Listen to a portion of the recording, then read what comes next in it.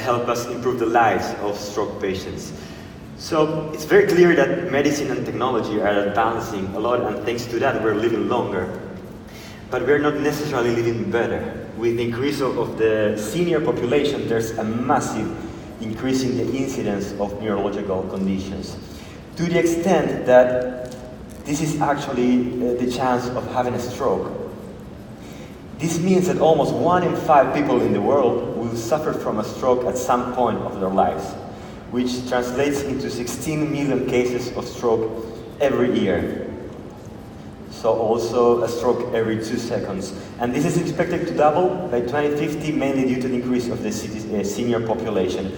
So how can technology help us to cope, to prevent and cope these coming new challenges? So first, let's try to understand what happens in the brain when someone has a stroke. It can happen in 2 ways. Either an artery gets clogged, gets blocked, so an area of the brain does not get irrigated, or an artery breaks and there's an hemorrhage, a flood of blood. So in both cases, the effect is very similar. That area of the brain, those neurons, die. And whatever function this area of the brain was responsible for, let's say opening and closing your hand, speaking English, or flexing your knee, that function is partially or totally lost. So how does the brain react to this? How does it respond to a hole in it? So it does it in a way that is similar to how a football team actually reacts to that. You know, when a football player has a red card and he is expelled from the field, the rest of the members of the team don't remain playing the same. They move, they compensate for this missing guy.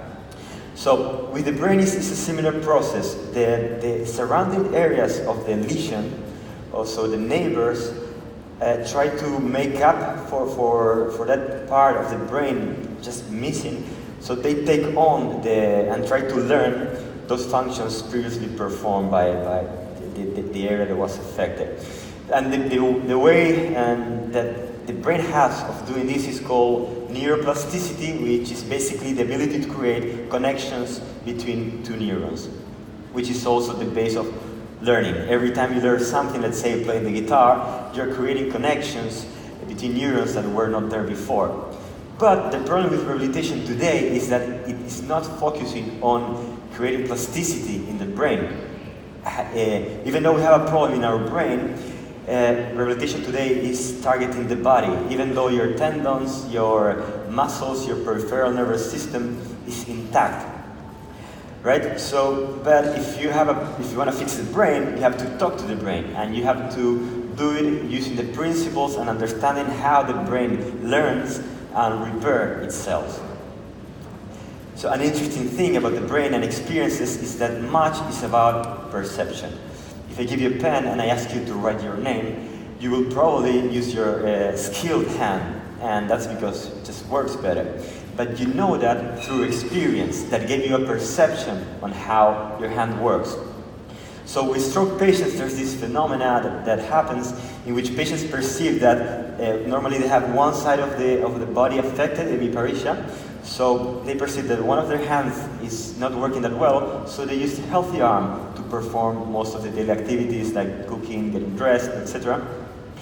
And since they don't use this hand so much, it works even worse. Since it works worse, they use it even less. And this is a vicious cycle that is called learned non-use, and it ends up with the patient not using the arm at all, as if he didn't have it, right? But we can break this vicious loop if we can change the way in which patients perceive the function of their limbs. And we can do that with virtual reality. So we have tested this idea in an experiment in which a patient would control a virtual avatar in a virtual scenario, and his task would be to reach certain targets with left and right hands, and he would get points for this. So the system would know which of the arms was the healthy arm and which one was affected, but what the patient would not know is that the system would help him perform a bit better with the affected arm, right? By amplifying and correcting the precision of the movement. So let's say that in the real world, this was the movement of the patient, this was the target. In the virtual world, it would be just like this. But a key point is that this amplification of the movement had to be big enough just so that the patient can perform better, but little enough so that we can trick the brain into believing that it was actually performed by the patient. And actually the testimonies of patients, so they were unaware of this trick of the system, right?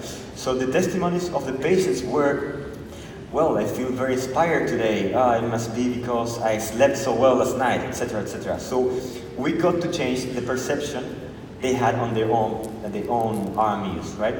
So what was the impact of this? So 12 weeks after we intervened them in this protocol, so 3 months later we called them back and we performed a test for spontaneous use of the arm. Since you ask them to perform different tasks and you just measure how much they use one arm or the other. And the patients who went through this protocol had a much higher, significantly higher chances of using the affected arm than the control group, right? So by making the patients feel that the arm was working well, better, even if it wasn't, we got them to use it more, and in turn this makes the arm work better, right? So in other words, by the technology and VR, by allowing us to represent a reality that is not actually possible in the physical world, that is more optimistic than the real context, we can actually drive this change to become a reality in the real world, right? So this is something that's quite cool. And then there's another big challenge in rehabilitation, which is a problem with motivation and adherence to treatment. We're talking about people that maybe were very successful at their jobs, they were head of their families, and from one day to the other they cannot eat by themselves, they cannot shower by themselves, they cannot get dressed by themselves. So this is extremely frustrating, and a lot of patients just don't adhere to treatment. They quit their programs and they don't get better. And moreover, due to the disabilities, they often get deprived from their social interaction with other people, and even families struggle trying to collaborate, to contribute in the process of rehabilitation. So with our solution, we tackle this problem in two ways. First of all, we take these exercises they have to perform every day that are repetitive, they're boring, they're frustrating, and they have to do it 1,000 times a day without knowing how much function they're going to recover. So we take these exercises and we dress them with fun, motivating tasks and scenarios so that patients can forget that they're trained and can actually enjoy themselves in the process.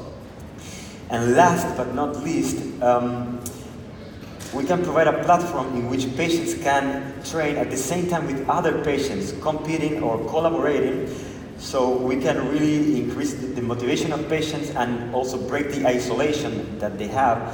And it's even better when we can take it home, so we can integrate the family. We can make the kid train with his parents, the husband train with his wife, and it has been extensively proven that integrating the family has a massive positive impact in the rehabilitation of patients.